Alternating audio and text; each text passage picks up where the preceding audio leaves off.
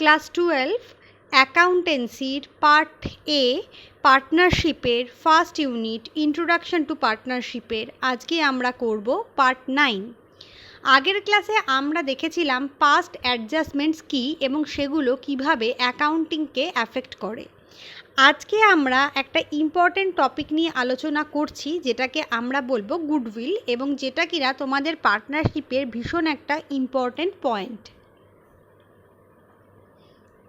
Goodwill is the value of reputation of a firm in respect of the profits expected in the future over and above the normal profit. গুডউইলকে আমরা কি বলবো? এটা হচ্ছে একটা ফার্মের রেপুটেশনের value. রেপুটেশনটা আমরা কি করে বুঝবো? যদি সেই ফার্ম ফিউচারে আমাদের এমন প্রফিট আর্ন করে যেটা কিনা আমাদের নর্মাল প্রফিটের থেকে বেশি, তখন সেটাকে আমরা গুডউইলের জন্যই হচ্ছে সেটা ধরে নেব। It arises from the capacity of the entity to earn super profit. এটা এই গুডউইলটা কি থেকে জেনারেট হয়? গুডউইলটা জেনারেট হয় একটা অর্গানাইজেশনের সুপার প্রফিট আর্নিংয়ের ক্যাপাসিটি থেকে। সুপার প্রফিট বলতে আমরা কি বুঝবো? সুপার প্রফিট বলতে আমরা বুঝবো access of the future profit over and above the normal profit. অর্থাৎ ভবিষ্যতের যে প্রফিট আমাদের নর্মাল প্রফিটের থেকে বেশি হবে তাকে আমরা বলবো গুডউইল।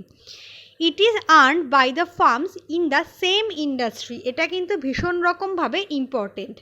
আমরা যখন ক্যালকুলেট করতে চাইবো বা বুঝতে চাইবো যে কোনো ফার্মের গুডউইল আছে কি না, তখন আমাদের প্রথমে তার প্রফিট আর্নিং ক্যাপাসিটিটাকে দেখতে হবে যে সেটা নর্মাল প্রফিটের বেশি কি না।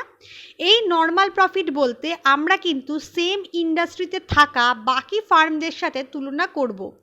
মানে টেলিকম ইন্ডাস্ট্রিতে মনে করো 10টা ফার্ম রয়েছে, প্রত্যেকের অ্যাভারেজ প্রফিট ইয়ারলি 20,000 টাকা। তার মানে এক্ষেত্রে সাধারণভাবে আমরা 20,000 টাকাকে বলবো নর্মাল প্রফিট। কিন্তু ফার্ম এ যদি ইন ফিউচার 30,000 টাকা ইনকাম করে, তাহলে ওই যে 10,000 টাকা সে এক্সট্রা আর্ন করছে সেটা কিন্তু তার গুডউইল আছে বলেই সে করতে পারছে। Goodwill can be defined as the present value of a firm's anticipated excess earning or as the capitalized value attached to the differential profit capacity of a business. তাহলে goodwill বলতে আমরা কি বলবো? গুডউইল বলতে একটা ফার্মের ফিউচারের যে আর্নিং ক্যাপাসিটি সেটাকে আমরা প্রেজেন্ট ভ্যালুতে কনভার্ট করাকে বুঝে থাকি, বা একটা ফার্মের যে ডিফারেন্সিয়াল প্রফিট আর্নিং ক্যাপাসিটি তার সাথে যদি ক্যাপিটালাইজড ভ্যালুটাকে অ্যাটাচড করি তাহলেও কিন্তু আমরা গুডউইলটা জানতে পারি। Goodwill exists only when the firms earn the super profit. Goodwill তখনই থাকবে যখন একটা ফার্ম তার সুপার প্রফিট আর্ন করতে পারবে। Any firm that earns the normal profit or is incurring losses has no goodwill. যখন কোনো ফার্ম নর্মাল প্রফিট আর্ন করবে বা সে লস ইনকার করবে, তখন ধরে নেওয়া হবে যে তার কোনো গুডউইল নেই। Goodwill is an intangible asset but not a fictitious asset. Goodwill আমাদের ইনট্যাঞ্জিবল অ্যাসেট, কিন্তু তাকে আমরা ফিকটিশাস অ্যাসেট বলতে পারবো না। এরপরে আমরা জেনে নেব এই দুটো অ্যাসেটের মধ্যে আমাদের ডিফারেন্স কী আছে। তার জন্য আমাদের চলে যেতে হবে নেচার অফ গুডউইলে। তার ফার্স্ট পয়েন্ট, ইনট্যাঞ্জিবল অ্যাসেটস। আমরা যখন অ্যাসেটের ক্লাসিফিকেশান শিখেছিলাম তখন আমরা দেখেছিলাম অ্যাসেটকে ব্রডলি দুটো ভাগে ভাগ করা যায়, tangible assets and intangible assets.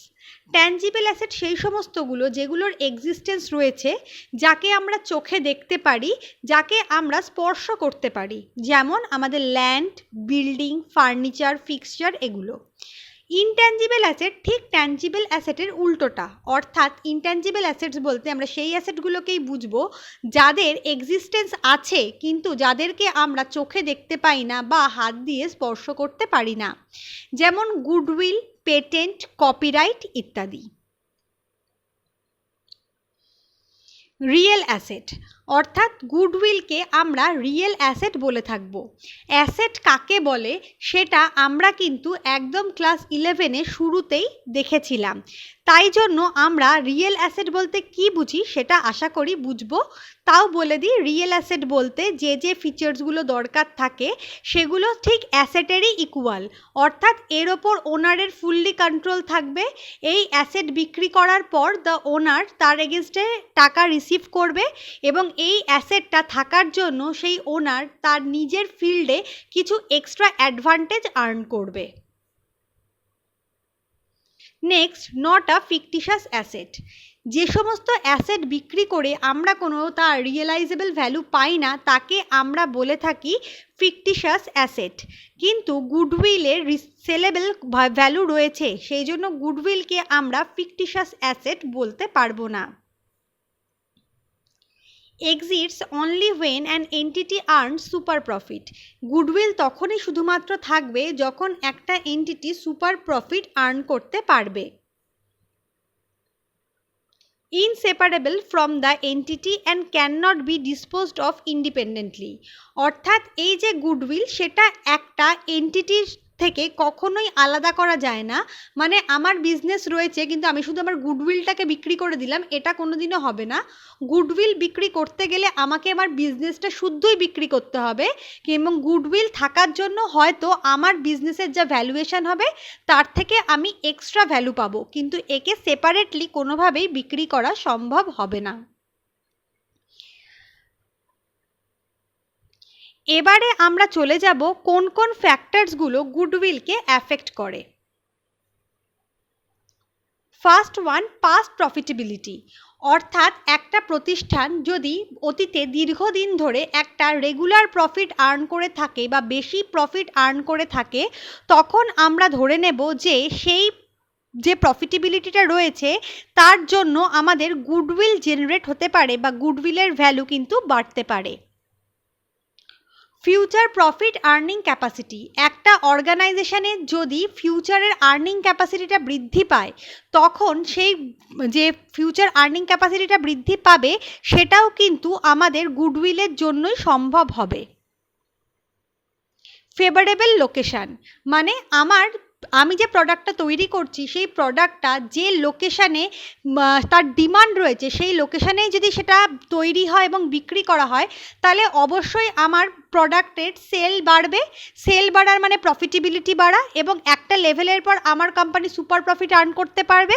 অর্থাৎ ফেভারেবল লোকেশান যদি থেকে থাকে তাহলে কিন্তু সেটা গুডউইলকে অ্যাফেক্ট করে। Quality of the product. Quality of the product বলতে কি বোঝায়, যে আমি যে প্রোডাক্টটা তৈরি করছি তার কোয়ালিটি কি রয়েছে। সাধারণভাবে মনে করা হয় যে যেগুলোর একটা স্ট্যান্ডার্ড কোয়ালিটি মেনটেন করা হয় বা যেগুলো প্রাইম কোয়ালিটির হয়ে থাকে সেই সমস্ত কোয়ালিটির জন্যও কিন্তু গুডউইল তৈরি হয়ে থাকে। এই জন্য তোমরা মনে করে দেখো আমরা যে জামা কাপড়গুলো পরি সেগুলোর মধ্যে যেগুলো ব্র্যান্ডেড তার দাম বেশি হয়। কেন বেশি হয়? কারণ তার কোয়ালিটির অনেক বেটার থাকে এবং সে অলরেডি একটা গুডউইল জেনারেট করে রেখেছে। Efficiency of management. একটা অর্গানাইজেশনের ম্যানেজমেন্ট যত স্ট্রং হবে সেই অর্গানাইজেশন তত এফেক্টিভলি রান হবে। এফেক্টিভলি রান হওয়ার অর্থ হচ্ছে optimum utilisation of resources. Resources যদি অপটিমাম ইউটিলাইজেশন হয়ে থাকে রিসোর্সেসে, তাহলে সেক্ষেত্রে কী হবে, সেক্ষেত্রে ওভারঅল কস্ট অফ প্রোডাকশান কম হবে। কস্ট অফ প্রোডাকশান কম হওয়ার অর্থ হচ্ছে আমার প্রফিটটা বাড়া, এবং আমরা জানি যে গুডউইল হতে গেলে একটা কোম্পানিরকে সুপার প্রফিট আর্ন করতেই হবে। Nature of the customers. আমাদের যে প্রোডাক্টটা তৈরি হচ্ছে তার কাস্টমার্সদের নেচার যেরকম হবে তা আমাদের কিন্তু গুডউইল অনেকাংশে তার উপরেও ডিপেন্ড করবে। মানে আমাদের যদি কাস্টমার একটু প্রাইম কাস্টমার হয়ে থাকে তাহলে সেক্ষেত্রে আমাদের যে প্রোডাক্ট রয়েছে তার অলরেডি পাবলিসিটিটা বেশি হবে এবং সেক্ষেত্রে কিন্তু আমাদের গুডউইলটা বাড়বে। Advertisement and publicity. আমরা জানি শুধুমাত্র একটা স্ট্যান্ডার্ড কোয়ালিটির গুডস প্রডিউসড করলে বা ফেভারেবল লোকেশানে প্রডিউসড করলেই হবে না, সেটা কিন্তু কনজিউমারদেরকে জানাতে হবে যে আমাদের অর্গানাইজেশান তাদের রিকোয়ারমেন্ট অনুযায়ী প্রোডাক্টটা তৈরি করছে, তাহলে সেক্ষেত্রে আমাদের পোস্ট সেলিং কিছু অ্যাক্টিভিটিসের দরকার হবে। তাই অ্যাডভার্টাইজমেন্ট এবং পাবলিসিটি এই দুটোই কিন্তু একটা প্রতিষ্ঠানের গুডউইলকে অ্যাফেক্ট করে। এবারে আমরা জানবো টাইপস অফ গুডউইল নিয়ে। সাধারণভাবে গুডউইল বলতে আমরা শুধুমাত্রই গুডউইলটাকে বুঝি, কিন্তু সেটার নেচার কীরকম বা টাইপস কীরকম সেটা বুঝতে পারি না। আমরা সাধারণভাবে গুডউইলকে দুরকমভাবে ভাগ করে থাকি, একটা হচ্ছে পারচেসড গুডউইল আর একটা হচ্ছে ইনহেরেন্ট গুডউইল। পারচেসড গুডউইল এবং ইনহেরেন্ট গুডউইলের মধ্যে কী ডিফারেন্স আছে সেটা কিন্তু আমরা জানব। First one, purchased goodwill. এর আন্ডারে দেখো, goodwill that an entity acquires from another entity by paying a consideration. মনে করো এ কোম্পানি বি কোম্পানিকে টেক ওভার করছে। আমরা জানি, একটু আগেই শিখেছি যে গুডউইলকে আমরা সেপারেট ওয়েতে বিক্রি করতে পারি না। তাহলে এ কোম্পানি বি কোম্পানিকে যখন কিনছে, তখন বি কোম্পানির গুডউইলের জন্য বি কোম্পানিকে সে কিছু এক্সট্রা অ্যামাউন্ট পে করছে বি কোম্পানির ভ্যালুয়েশনের বাইরে গিয়ে। তাহলে এই যে ভ্যালুয়েশনের জন্য মানে এই যে ভ্যালুয়েশনটা সে করছে, তার জন্য এ কোম্পানিতে যখন সেই বি কোম্পানিটা মার্জ হয়ে যাচ্ছে, তখন সেই গুডউইলটা অটোমেটিক্যালি এ কোম্পানিতে চলে আসছে। তাই এটাকে আমরা বলবো purchased goodwill. It should be recognized and recorded in the books of account of buying entity. বুঝতেই পারছো, এই গুডউইলের অ্যাকুইজিশনের সময় আমাদের মানিটারি কনসিডারেশন ইনভলভ থাকছে। আমরা জানি মানিটারি কনসিডারেশন ইনভলভ থাকা মানেই সেই সমস্ত ইভেন্টগুলোকে আমরা ট্রানজাকশন বলি এবং প্রত্যেকটা ট্রানজাকশানকে আমরা রেকর্ড করি। তাহলে যে প্রতিষ্ঠান মানে এ প্রতিষ্ঠান বি এর যে গুডউইলটাকে কিনলো, তার জন্য সেটাকে রেকর্ড করবে তার বুকস অফ অ্যাকাউন্টে। It is reflected in the balance sheet of the buying entity at cost. এবং এই যে রেকর্ড হবে, তার মানে রেকর্ড হওয়া মানে আমার কোনো না কোনো ফাইন্যান্সিয়াল স্টেটমেন্টে সেটা অ্যাফেক্ট করবে। তাহলে আমরা জানি আমাদের ফাইন্যান্সিয়াল যে স্টেটমেন্ট থাকে, সাধারণভাবে আমরা সেটাকে তিনটে ভাগে লিখতে পারি, বা অনেক সময় আমরা মার্চ করে দুটো ভাগেও দেখাই। সেটা হচ্ছে trading, profit and loss account এবং ব্যালেন্স শিট। আমরা জানি ট্রেডিং আর পিএল বা প্রফিট অ্যান্ড লস অ্যাকাউন্ট যেটা থাকে, সেখানে সমস্ত নমিনাল অ্যাকাউন্টসগুলো চলে যায়। পার্সোনাল আর রিয়েল অ্যাকাউন্টগুলো সমস্ত কিছু ব্যালেন্স শিটে আসে। তাহলে আমরা একটু আগেই শিখেছিলাম যে গুডউইল হচ্ছে আমাদের ইনট্যাঞ্জিবল ফিক্সড অ্যাসেট। তাই এই যে ইনট্যাঞ্জিবল ফিক্সড অ্যাসেট, সেই জন্য এটা কিন্তু ব্যালেন্স শিটের অ্যাসেট দিকে আসবে এবং সেটা কস্ট প্রাইসটাকে রিফ্লেক্ট করবে। The cost of such goodwill should be amortized over a reasonable period of time. এবার এই যে গুডউইলটা আমার কোম্পানিতে চলে এলো, সেটা আমার কি করতে সাহায্য করবে? সেই গুডউইলটা আমার প্রফিটেবিলিটিকে বাড়াতে সাহায্য করবে। আমরা জানি সমস্ত রকম ফিক্সড অ্যাসেটেরই একটা ভ্যালু রিডাকশান বা ডিডাকশান হয়ে থাকে। সেগুলো গুডউইলের ক্ষেত্রে আমরা সেটাকে বলি অ্যামর্টাইজেশন। সেই অ্যামর্টাইজেশন জাস্ট লাইক ডেপ্রিসিয়েশনও যেমন আমরা অ্যাজাম্পশন করে নিই যে একটা স্পেসিফিক টাইম ধরে একটা অ্যাসেটের ভ্যালু ক্রমশ ডিডাক্টেড হয়, গুডউইলের ভ্যালু কিন্তু ঠিক সেরকমভাবেই ডিডাক্টেড হবে, কিন্তু তার জন্য তাকে একটা রিজনেবল পিরিয়ড অফ টাইম দিতে হবে। এবার inherent goodwill. The reputation that an entity generates from the performance of its regular course of operation is referred to as inherent goodwill. একটা প্রতিষ্ঠান দীর্ঘদিন নিজের কাজ দক্ষতার সাথে করার জন্য, ভালো কোয়ালিটির প্রোডাক্ট দিয়ে যাওয়ার জন্য, ভালো সার্ভিস দেওয়ার জন্য, স্ট্যান্ডার্ড প্রপার মেনটেন করবার জন্য সে নিজের একটা সুনাম অর্জন করে ফেলে। এই যে তার নিজের কার্যকলাপের মাধ্যমে সে যে সুনামটাকে অর্জন করবে, সেটাকে আমরা বলবো inherent goodwill. It is self generated goodwill, এটা নিজেরাই তারা তৈরি করে। And it is not acquired from an external source, এই জন্য এবং এটা তারা কোনো বাইরের সোর্স থেকে কিন্তু কেনে না। It is difficult to ascertain the value of inherent goodwill, সেই জন্য এটা কিন্তু খুব ডিফিকাল্ট যে ইনহেরেন্ট গুডউইলের ভ্যালুয়েশন করা, কারণ এর মধ্যে কোনো মানিটারি কনসিডারেশন ইনভলভ থাকে না। It should be recognised It should not be recognized and recorded in the books of account. যেহেতু এর মধ্যে কোনো মানিটারি কনসিডারেশন ইনভলভ থাকে না, সেই জন্য এটাকে কিন্তু আমরা বুকস অফ অ্যাকাউন্টে রেকর্ড করি না। এবারে আমরা চলে যাব যে আমাদের গুডউইলের ভ্যালুয়েশন করবার কি দরকার রয়েছে। Normally, the need for valuation of goodwill arises at the time of sale of a business. সাধারণভাবে আমরা যখন আমাদের বিজনেসটাকে বিক্রি করতে যাব তখন আমাদের গুডউইলের ভ্যালুয়েশন করা দরকার, কারণ আমাদের যে কনসিডারেশন দেবে বাইং কোম্পানি সেটা কিন্তু আমাদের নিজের বিজনেস ভ্যালুয়েশন প্লাস গুডউইল ভ্যালুয়েশনের উপরেই ডিপেন্ড করবে। In the context of a partnership firm, it may also arises in the following circumstances. কিন্তু পার্টনারশিপ ফার্মে নিম্নলিখিত কারণগুলোর জন্য গুডউইল ভ্যালুয়েশনের দরকার হতে পারে। First one, changes in the profit sharing ratio among the existing partner. যারা অলরেডি রয়েছে তাদের মধ্যে প্রফিট শেয়ারিং রেশিওটা যদি চেঞ্জ হয়ে যায় তখন আমাদের গুডউইলের ভ্যালুয়েশনের দরকার হয়। অ্যাডমিশন অফ নিউ পার্টনার, নতুন পার্টনারের অ্যাডমিশন হলে আমাদের গুডউইলের ভ্যালুয়েশন করতে হয়। রিটায়ারমেন্ট অফ আ পার্টনার, পার্টনারের রিটায়ারমেন্ট হলেও আমাদের গুডউইলের ভ্যালুয়েশন করতে হয়। ডেথ অফ আ পার্টনার, তাহলে এই কোনো পার্টনারের ডেথ হয়ে গেলেও আমাদের সেই গুডউইলের ভ্যালুয়েশন করতে হয়। Dissolution of firm involving the sale of business as going concern, কোনো ফার্ম যদি আমাদের ডিসলভ হয়ে যায় এবং তার মধ্যে যদি সেই বিজনেসটাকে বিক্রি করে দেওয়া হচ্ছে এরকম ব্যাপারও থাকে তাহলেও আমাদের গুডউইলের ভ্যালুয়েশন করতে হয়। Amalgamation of a partnership firm, দুটো পার্টনারশিপ ফার্ম যদি অ্যামালগামেটেড হয়ে যায় তখনও তার মধ্যে আমাদের গুডউইল ভ্যালুয়েশনের দরকার হয়। সুতরাং সবকটা থেকেই আমরা বুঝতে পারছি পার্টনারশিপ ফার্মে পার্টনারদের শেয়ারের মধ্যে কিন্তু গুডউইল একটা ইম্পর্টেন্ট পোর্শন নিয়ে থাকছে। এবার আমরা দেখব মেথডসগুলো, কী কী মেথডসে আমরা ভ্যালুয়েশন করতে পারি। Goodwill is an intangible asset and it is very difficult to accurately calculate its value. যেহেতু এটাকে আমরা দেখতে পারি না বা এটাকে আমরা টাচ করতে পারি না বা এটাকে আমরা সেপারেট ওয়েতে বিক্রি করতে পারি না, তাই এটা ভীষণ ডিফিকাল্ট এর অ্যাকিউরেট ভ্যালু ক্যালকুলেশন করাটা।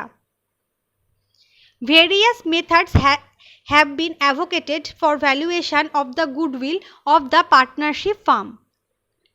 আচ্ছা, ভেরিয়াস মেথডস রয়েছে যার মাধ্যমে আমরা গুডউইলের ভ্যালু ক্যালকুলেট করতে পারি। Goodwill calculated by one method may differ from the goodwill calculated by another method. আমরা দুটো মেথড যদি গুডউইলের ক্যালকুলেট করে থাকি দুটো মেথডে, তাহলে দেখব দুটো মেথডের রেজাল্ট কিন্তু আমাদের আলাদা আসবে। Hence, the method by which goodwill is to be calculated may be specifically decided among the partners. তাই কোন মেথডে আমরা গুডউইলের ভ্যালুয়েশন করব সেটা স্পেসিফিক্যালি পার্টনাররা কিন্তু ডিসাইড করে থাকে। সাধারণভাবে আমরা কিছু ইম্পর্টেন্ট মেথডসগুলো এখানে দেখে নেব। Average profit method, super profit method and capitalisation method, এই তিনটে মেথডে মেনলি আমরা গুডউইলের ভ্যালুয়েশন করে থাকি। তাহলে আজকে আমরা অ্যাভারেজ প্রফিট মেথড নিয়ে আলোচনা করব। দেখে নিই অ্যাভারেজ প্রফিট মেথডে কি বলছে। Under this method the value of goodwill depends on the past profit earning capacity. এই মেথডে আমরা যখন গুডউইলের ভ্যালুয়েশন করি তখন একটা অর্গানাইজেশনের পাস্ট প্রফিট আর্নিং ক্যাপাসিটিকে কনসিডার করা হয়। Past profits of certain given number of years are used to determine the average profit. এই যে কয়েক বছর আগের প্রফিট যেটা ইউজ করা হবে আমাদের এই ক্ষেত্রে, সেক্ষেত্রে আমাদেরকে প্রথমে অ্যাভারেজ প্রফিট বার করে নিতে হয়। এবার আমরা জানি অ্যাভারেজ প্রফিট বলতে আমরা সিম্পল অ্যাভারেজকে বুঝি বা আমরা ওয়েটেড অ্যাভারেজকে বুঝি। The value of goodwill is determined by multiplying the average profit so calculated by certain number of years purchase. এবার আমরা যখন যে মেথডেই বার করি অ্যাভারেজ প্রফিট যখন পেয়ে গেলাম তখন সেটাকে নাম্বার অফ ইয়ার্স পারচেস দিয়ে মাল্টিপ্লাই করব। তাহলে ভ্যালু অফ গুডউইল কী করে বেরোবে? Value of goodwill equal to average profit into number of years purchase. এটা হচ্ছে আমাদের অ্যাভারেজ প্রফিটের মাধ্যমে গুডউইলের ভ্যালুয়েশনের ফর্মুলা। এবারে আমরা দেখে নেব আমাদের ইলাস্ট্রেশন। এখানে দেখো যেহেতু অ্যাভারেজ প্রফিট, বুঝতেই পারছো আমাদের কিছু পাস্ট ইয়ারের প্রফিটটা দিয়ে দেওয়া থাকবে। দেখো ইয়ার দিয়ে দেওয়া আছে 2015 থেকে 2019 এবং তার বিভিন্ন প্রফিটও দিয়ে দেওয়া রয়েছে।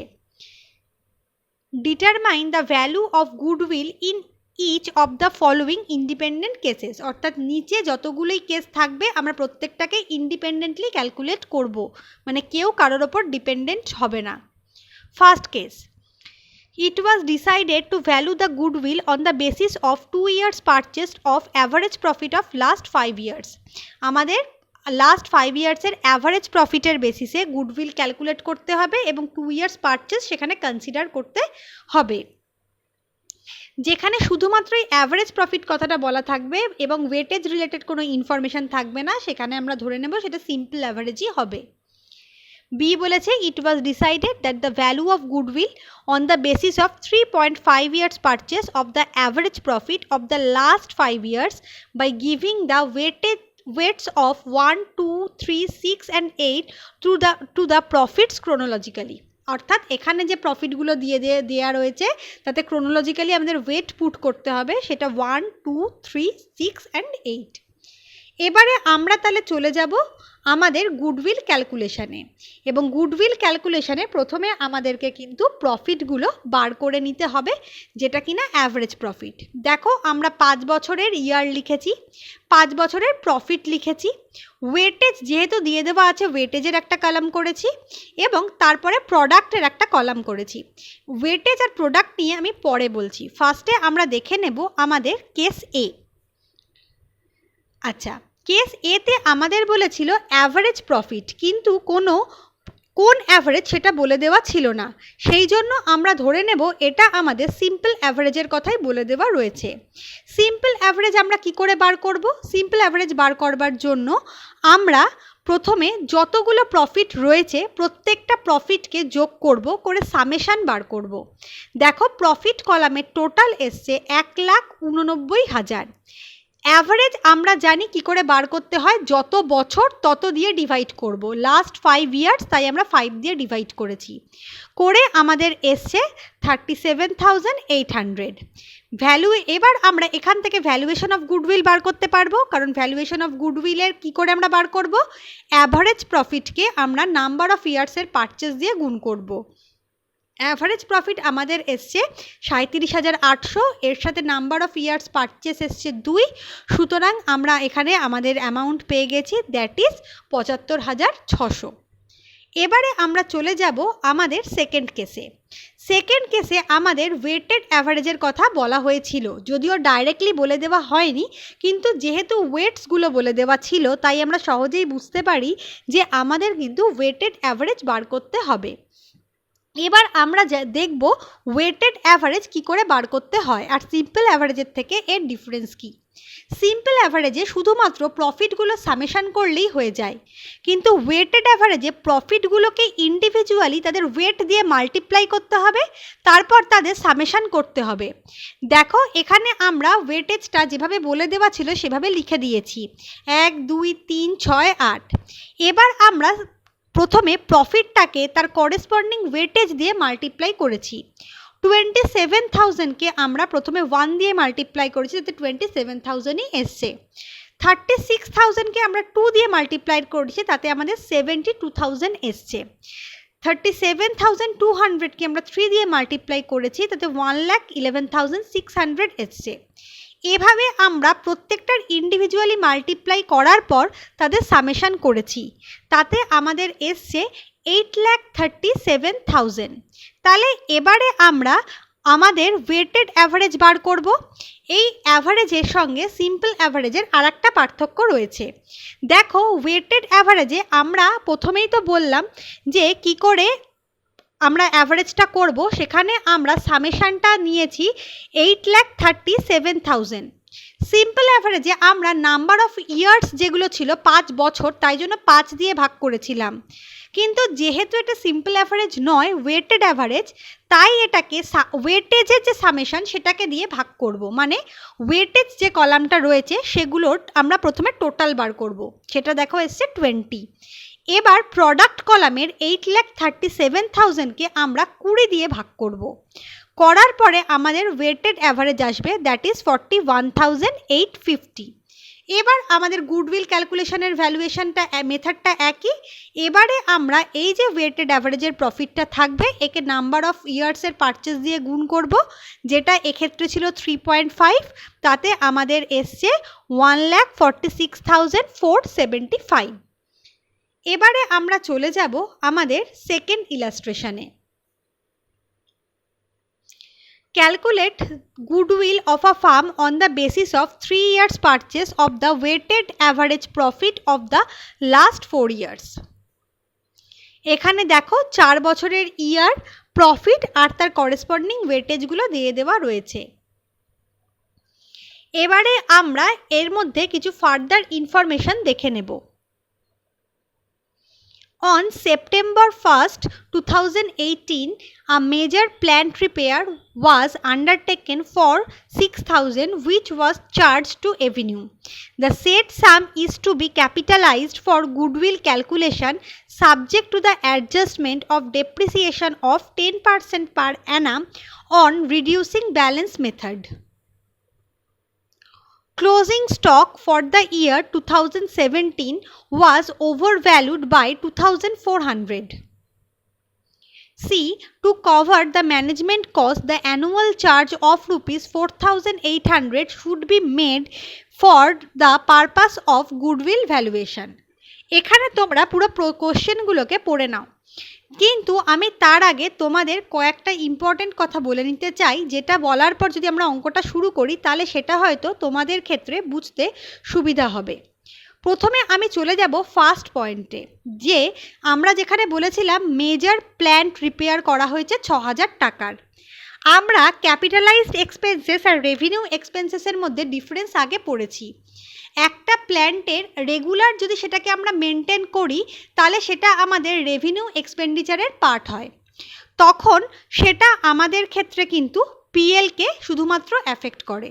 কিন্তু মেজর প্ল্যান্টের রিপেয়ার করার অর্থ হলো সেটা কিন্তু আমাদের প্ল্যান্টের ভ্যালুয়েশনের সাথেও যোগ হয়, যে কারণে আমরা কোনো গুডস কোনো প্ল্যান্ট যখন কিনি এবং তার ইনস্টলেশন চার্জেস দিই তখন সেটা কিন্তু অ্যাড আপ হয়ে সেটা আমাদের অ্যাসেট অ্যাকাউন্টকে ডেবিট করে। ঠিক এই কারণেই মেজর প্ল্যান্ট রিপেয়ারমেন্ট আমাদের অ্যাসেট অ্যাকাউন্টকে কিন্তু অ্যাফেক্ট করবে।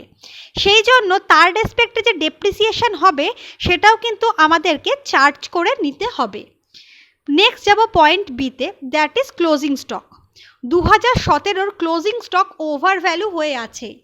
আমরা জানি ক্লোজিং স্টক ওভার ভ্যালুয়েশনের অর্থ হচ্ছে আমাদের গ্রস প্রফিট বেড়ে যাওয়া, কিন্তু শুধু এটুকুই নয়, তোমরা যদি একটু মন দিয়ে ভাবো তাহলে বুঝতে পারবে যেটা 1 বছরের ক্লোজিং স্টক সেটা পরের বছরের ওপেনিং স্টক।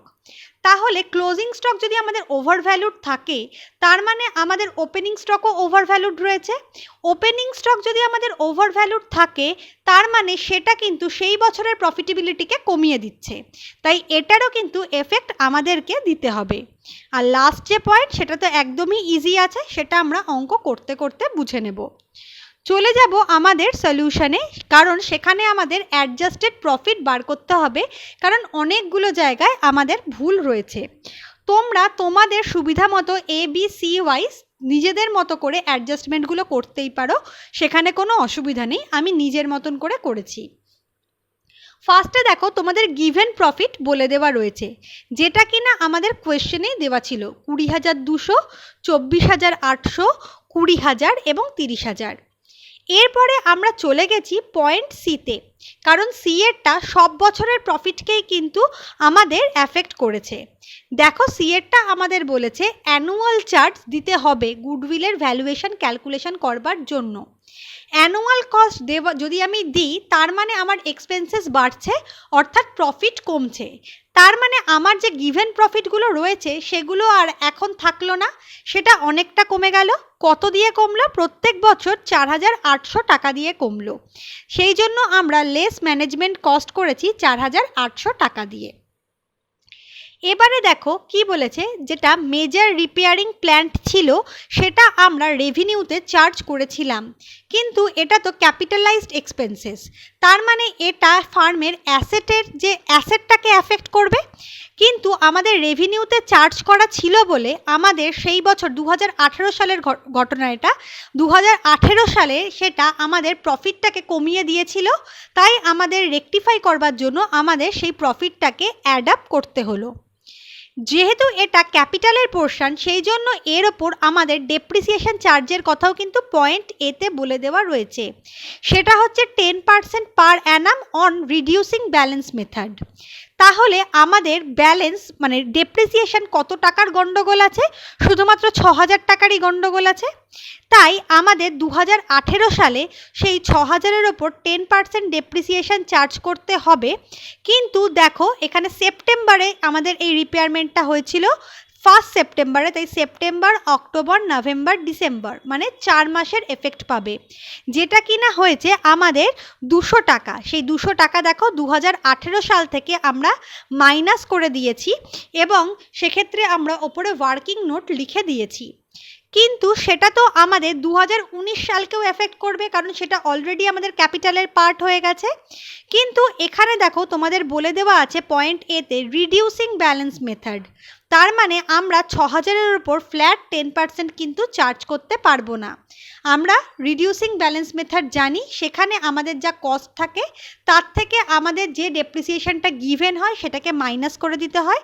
তারপর তার উপর সেই ব্যালেন্সিং ফিগারটার ওপরে আমাকে ডেপ্রিসিয়েশনের রেটটা চার্জ করতে হয়। এখানেও আমরা তাই করেছি, 6000-এর থেকে 200টাকে লেস করেছি, করার পর তার ওপর আমরা 10% চার্জ করেছি, যেটা কিনা আমাদের এসছে 580।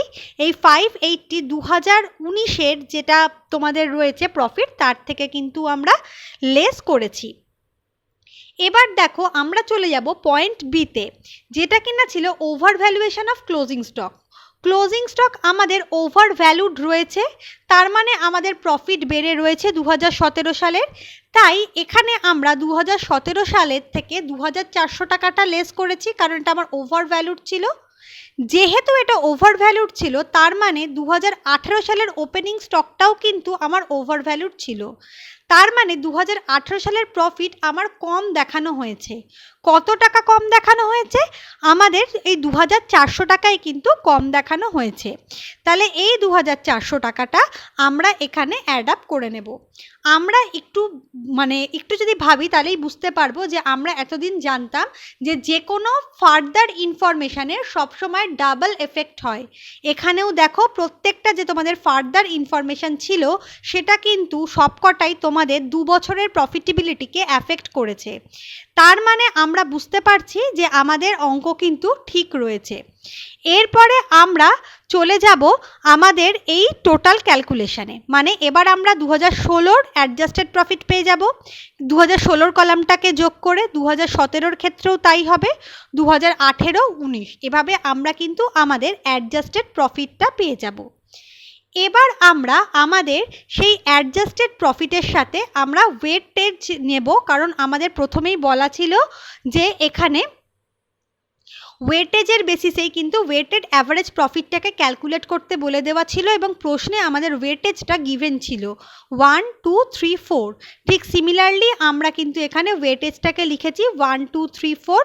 আমরা ওয়েটেড অ্যাভারেজের ফর্মুলা জানি, প্রথমে প্রফিটগুলোকে ওয়েটেজ দিয়ে মাল্টিপ্লাই করব, তারপরে আমরা তার থেকে হচ্ছে সামেশানটা পাবো, যেটা কিনা আমাদের ক্ষেত্রে এসছে 2,19,280। তাহলে এখানে আমাদের ওয়েটেড অ্যাভারেজ প্রফিট হবে 2,19,280 ডিভাইডেড বাই 10। 10টা আমরা কি করে পেয়েছি? আমরা ওয়েটেজের কলামটাকে যদি যোগ করি তাহলে আমরা সেটাতে 10 এসছে। তাহলে এক্ষেত্রে আমাদের ওয়েটেড অ্যাভারেজ প্রফিট হবে 21,928। এরপরে আমরা গুডউইলের ভ্যালুয়েশন করব। গুডউইলের ভ্যালুয়েশন আমরা কি করে করব? গুডউইলের ভ্যালুয়েশন এই যে ওয়েটেড অ্যাভারেজ প্রফিটটা রয়েছে একে আমরা নাম্বার অফ ইয়ার্স পারচেস দিয়ে গুণ করব, দ্যাট ইজ 3, অর্থাৎ এটা হচ্ছে 65,784। আজকে আমরা শুধুমাত্র একটা মেথড নিয়ে আলোচনা করলাম, পরের ক্লাসে আমরা বাকি দুটো মেথড নিয়ে আলোচনা করব।